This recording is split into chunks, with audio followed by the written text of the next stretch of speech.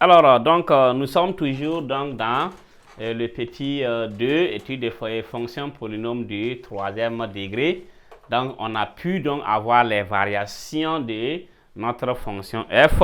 Après les variations, on va calculer les limites et faire le tableau de variation.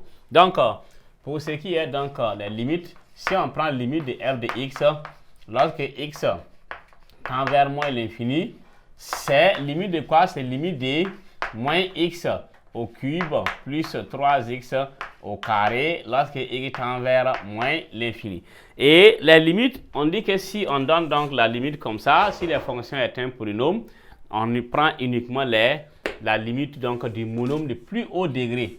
Donc la limite alors de f va donner quoi? Plus l'infini. Ok, car quoi? Car limite de moins x au cube quand x tend vers moins l'infini est égal à plus l'infini. Donc, si c'est en plus infini maintenant, on prend toujours le monôme le plus haut degré, mais on fait quoi? Limite de f de x lorsque x tend vers plus infini égale à limite de moins x au cube plus 3x au carré lorsque x tend vers plus l'infini. Et cela, la limite va donner quoi? Ça va donner moins l'infini. Pourquoi? Car lorsque on prend donc car limite donc de moins 3x au cube, si x tend vers plus infini, ça va donner moins l'infini. Donc si on gagne ça, il reste à calculer quoi? F de 0 et f de 2. Donc si on calcule f de 0, on trouve 0, f de 2, on va trouver donc 4. Donc à l'issue de ça, on peut faire maintenant donc le tableau de variation. Le tableau de variation qui est donc le suivant. Donc on a ça. Donc ici, on a x, on a moins l'infini, on a 0, on a 2 et on a plus l'infini. Donc maintenant, on a dit que les signes c'est moins, plus et moins. Si c'est moins, ça veut dire que la fonction est décroissante, elle décroît comme ça. Ça quitte plus infini, donc on ne doit jamais avoir moins l'infini, donc au niveau du sommet. Moins l'infini est toujours en bas et plus infini est toujours aussi en haut. Donc ça croît à, donc ça repart encore vers 2 et ça décroît.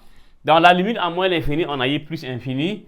Donc, lorsque x tend vers ici, moins l'infini. Donc, ça va donner plus infini ici. F de 0, on a eu 0. Et en 2, on a eu 4. OK. Et on décroît maintenant vers moins l'infini.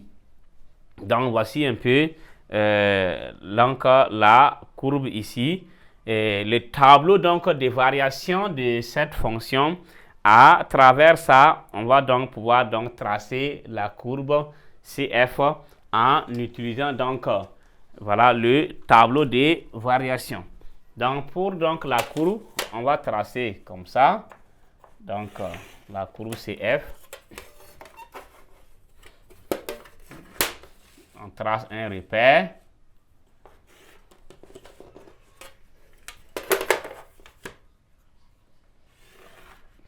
Donc voici le repère ici. Le repère.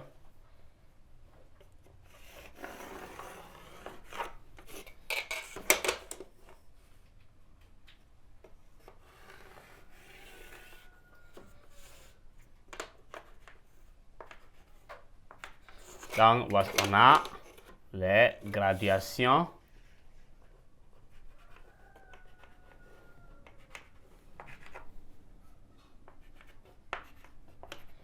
Donc, on a O, I, J. Donc, ici, si x est égal à 0, y est égal à 0, donc on a ce point ici, x0, y est égal à 0. Si x est égal à 2, y égale à 4. Donc 2 et 4. x2. Donc y4. Donc voici 2 et 4. Donc ici 1, 2, 3.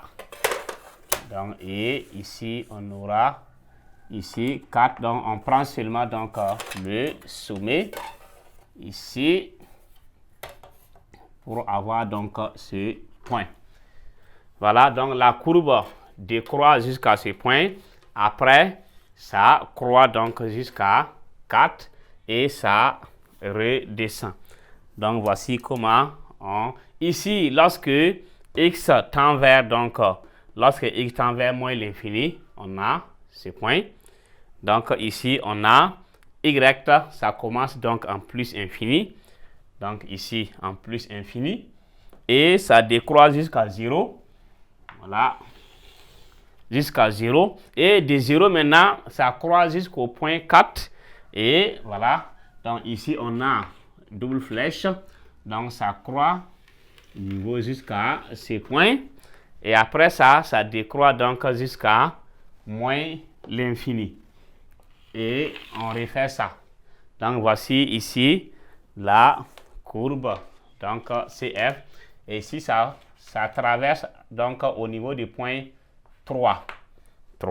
Donc voici donc comment on peut donc avoir cette courbe. Voilà. Et ici, on dit donc de résoudre donc ici, voilà, l'équation supérieure donc à 0. Donc si on prend à partir donc la partie donc là où la courbe est au niveau au-dessus donc de l'axe des abscisses, si on regarde de moins l'infini jusqu'à 0, union 0 jusqu'à 3 ici, la courbe est au-dessus donc de l'axe des abscisses. Mais si on dépasse le point 3, on descend, ça veut dire que la courbe ici traverse l'axe des abscisses. Donc si c'était inférieur à 0, donc on va prendre à partir de 3, ça descend.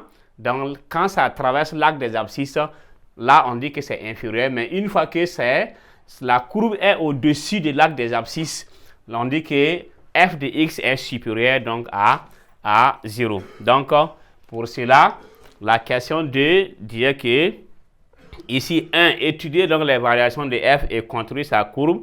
2, déterminer une équation de la tangente à la courbe CF ou encore à CF en A. Donc on va chercher maintenant l'équation de la tangente au point A.